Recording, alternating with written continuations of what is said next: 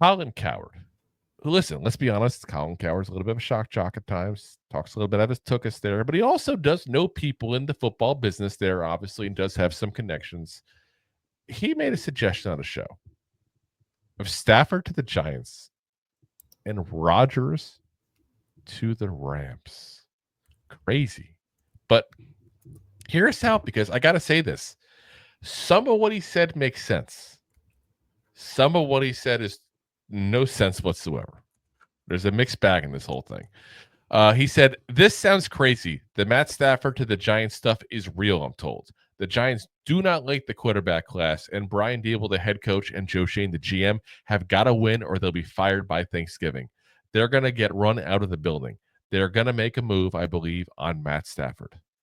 Now, what's interesting on this, we've talked about this before. Love it or hate it, you cannot trust a damn thing the Giants say around draft time. And the analogy we always use is the Giants had it well known that they wanted absolutely nothing to do with Kayvon Thibodeau in the draft until pick 5 when he was available, and they just happily, gleefully skipped up to the podium card.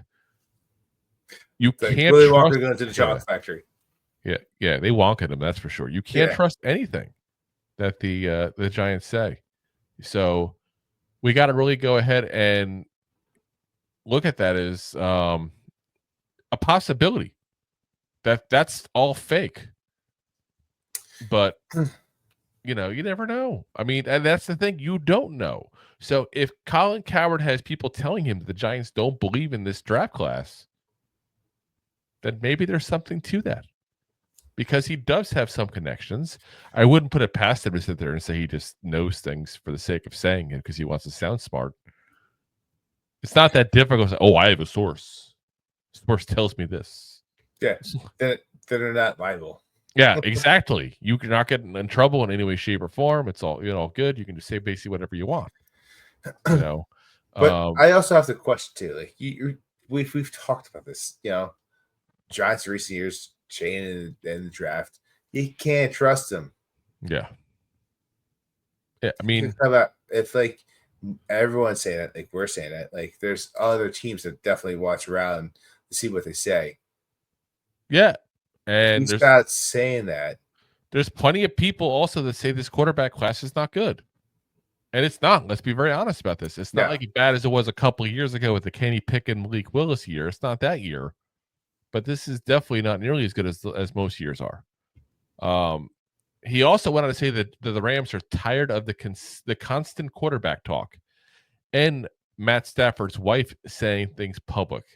He said they're really not happy that Cooper Kupp about going public, as he put it, going public was something they tried to keep quiet.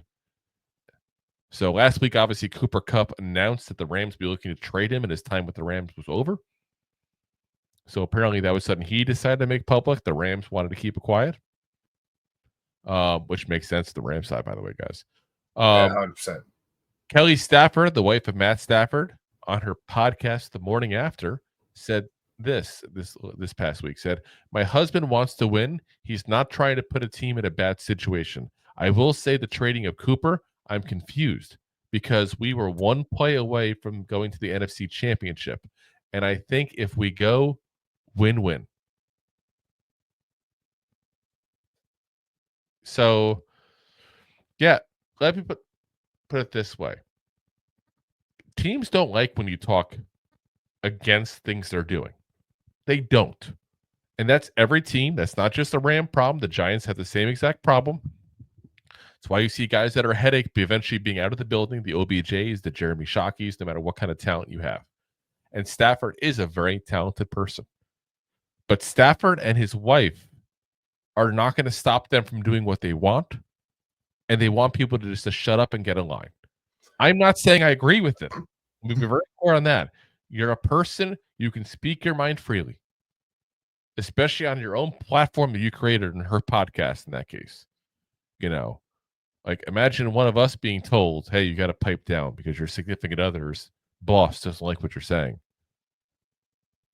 Like tough. It's my podcast. We're going to say what we want. Yeah. Listen, they don't pay the bills. Exactly. Sometimes I forget to pay the bills too by hitting the button, but it happens, you know.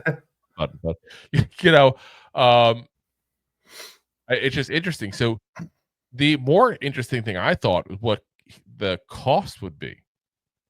So Cowherd said he was told the Rams would want to get the Giants' number 3 overall pick, along with a day 2 pick. And he said the Rams would then trade that pick and trade down to get even more picks next year, so that the ammo to move up to get a quarterback in what's a much better quarterback class. Then Cowherd made the suggestion, this was his suggestion, not who he was talking to, but these sources he supposedly has, said the Rams could then go get Aaron Rodgers as a 1 or 2 year rental. And he said, you know, you look at what Rodgers did last season, and a lot of the issues on the team was coaching issues. But I would beg to differ that it was also personality issues with the quarterback. But you know, and a terrible offensive line, and yeah, exactly. And you know, just working together. So he was saying, you know, he goes to a guy like Sean McVay. Sean McVay is well thought of, obviously, in the league. Sean McVay is a guy that Aaron Rodgers would probably have respect for. LaFleur, who we obviously worked with over in Green Bay, his brother is the OC over there. So obviously there's familiarity with some of the systems that they would have over there. It'd be a good spot for him overall. All of that makes sense, except for one thing. There is no way in goddamn hell that I'm okay with the Giants potentially giving up a number 3 overall pick, let alone a day 2 pick along with it, for Matt Stafford. Listen, Matt Stafford is talented, and a lot of people are like thinking about like, man, that guy's been great for like the past 15 years, but they're forgetting he's been great for the past 15 years. Means he's 37, going to be 30 years old. So you're literally getting, it's like you buying a Porsche 911, all sought out with 200,000 miles on it. Now, he just less than a week ago turned 37, so he would be 37 for the season. So you figured he's got anywhere from probably 2 years, maybe 3 years left before he's no longer the Stafford he is now. And that's being nice about it, because quite frankly, he can go somewhere else next year and be poop all over again. Because that's what happens.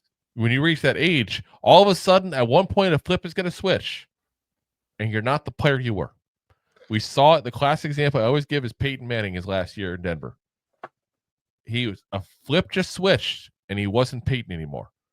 They literally had to have the conversation of whether to start him or Brock Osweiler in the Super Bowl that year. That's how bad it was. Brock Osweiler. So if you trade for Stafford, you don't know what you're getting.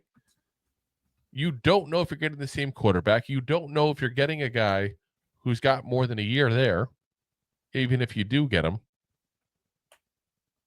And what, you're going to rebuild with a 37-year-old quarterback? Now, if you're going to tell me that I can get Matt Stafford for a day 2 pick, and I keep my number 3 overall pick, and I can go ahead and draft a quarterback with number 3, let him sit behind Stafford for a year or two, or I can go ahead and get somebody like an Abdul Carter, a Will Johnson, a Travis Hunter, and get a legit talent, and then try to go ahead and maybe get a 3rd, 4th round quarterback to develop instead. Just fine. Sign me up. Yeah. Sign me up. It's a different story. Because keep in mind, a day 2 pick means it could be round 3. Now, if you're telling me I'm giving up my round 2 pick when we have the 2nd overall pick in the 2nd round, yeah, I don't want that either. But if you're telling me a day 2 pick, which is round 3 potentially, and I can give up my 3rd round pick to get a guy who'll be a starting quarterback for a year or two, I'm cool with that. That I'm cool with. Because look at the guys we've drafted in the 3rd round. Cordell Flott. I'm okay with losing Cordell Flott. Let's see. Josh Azudu. I'm cool with losing that. Azudu, bye. Yeah. Jalen Hyatt? Who? The hightail out of here. I'm just saying, like, any of those players you would trade for Stafford in a heartbeat, right? Yeah. So. All of them for Stafford. Yeah. I'm good. Now, this year we had Drew Phillips. Drew Phillips is a damn good player. But tell me you would not trade Drew Phillips for a quarterback, even if it's just for a year or two. Yeah, because most teams would. Most teams would. Stafford on the year, 65.8 completion percentage, 3,762 yards. Had, let's see here, 20 touchdowns, 8 interceptions. And played in 16 games. Don't tell me that's not a massive, massive upgrade.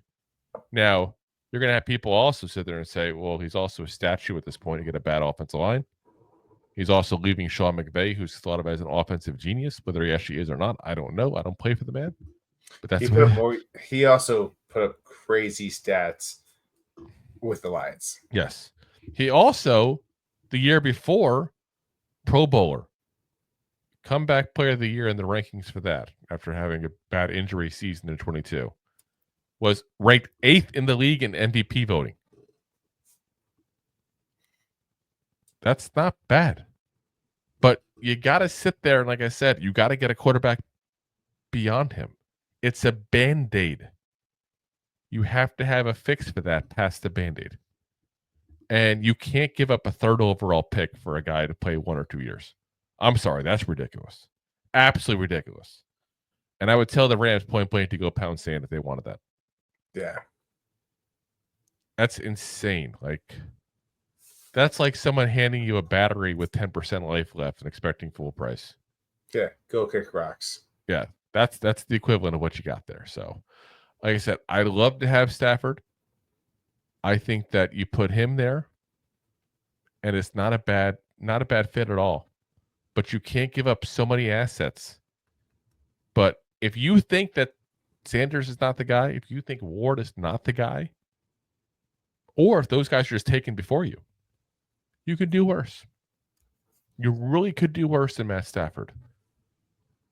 But you can't overpay to get him. And as far as the Cup thing, I've said it before and I'll say it again. He's not getting traded, guys. They will cut him. He will be available. If he wants to come for the Giants and play there, go for it. I'm perfectly fine having Cooper Kupp. But I'm also not paying him a lot either because at this point in his career, he's a 700-800-yard guy. He's part of a group of receivers, number 2, number 3 kind of guy. That's what he is. The injuries, unfortunately, have taken away what he did that one season and kind of put him back to reality. So, and if you're wrong, great. But he's probably like a $10 million player now at this point in his career. Yeah.